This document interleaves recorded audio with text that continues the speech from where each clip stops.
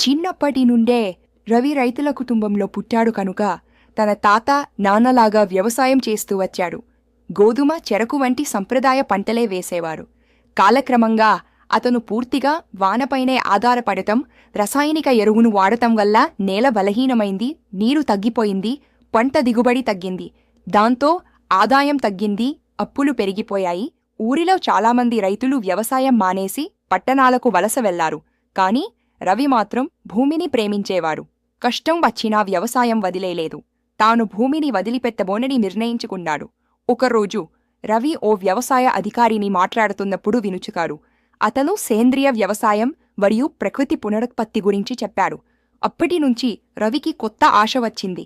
అదే రోజు రాత్రి నుంచి అతను కొత్తగా నేర్చుకోవడం మొదలుపెట్టాడు.